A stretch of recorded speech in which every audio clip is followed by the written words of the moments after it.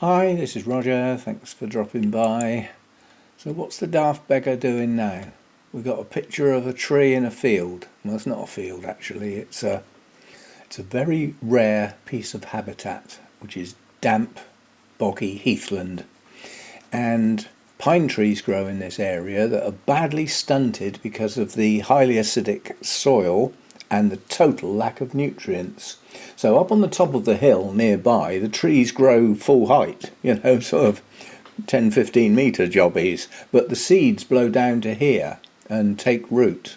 Now I'm looking at this tree. It was one I was going to collect this spring, and I changed my mind. I've left it there in the ground for another year. So this will be one hopefully to collect in the spring. The reason I had my doubts is at the base.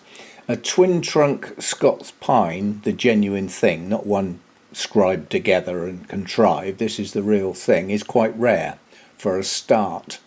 But the point at which the trunks part is not at ground level. You might just be able to tell it's sort of 5 or 6 inches from where the base would meet the ground. And as such, I had doubts on whether it would work as a twin trunk. So basically, I decided to leave it there and have a think. And rather than just have a think, what we need with bonsai is pictures. We need ideas. We need to look at what other people have done and they've made it work. Because although there's sort of, well, you could call them rules if you like. I like to think of them as guidelines as to the basic shapes and designs. Some of the best trees have broken all of those rules.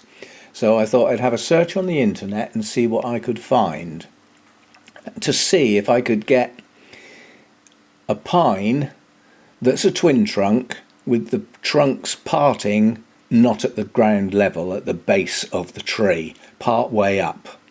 And this is what I came up with. So let's have a look at this one then and have a think about why it sort of fundamentally works. If you look at the taller left-hand trunk, it's got virtually no branches until it gets above the height of the right-hand trunk. So it forms a layer above that right-hand trunk, and then it has an apex, again another negative space between the two. And the right-hand one has a lower pad and then an apex, and that's all there is. So that's bordering on a literati style, but it works. So that was the first one I found. Let's have a look at the second one. Now this one's a chunkier, more sturdy version of a pine.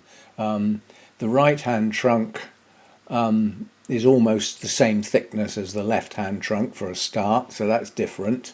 Its first branch has been brought down to the right, that looks quite nice, but then the tree seems to fade away. The right-hand trunk just fades away behind that pad, not even quite sure where the apex actually is, because it gets tangled up.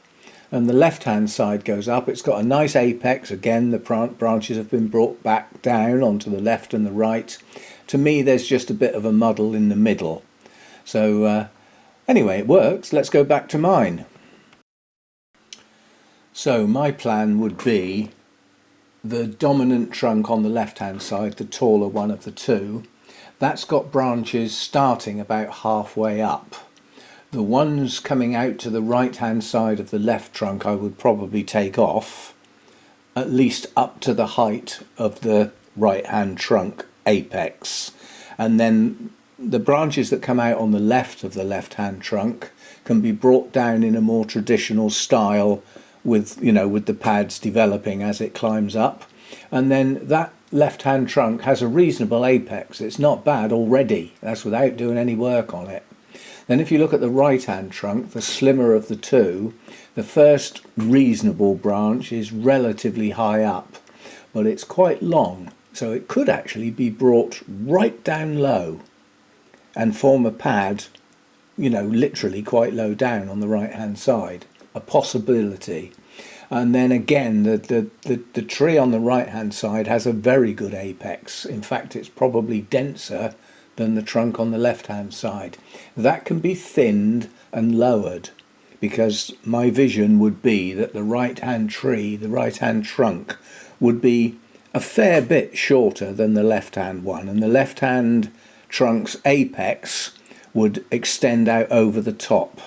So that's my theory, and I'll keep this video so that I remember what I've said, and then perhaps we'll revisit this in the spring, next spring, and see what happens. Say what you think.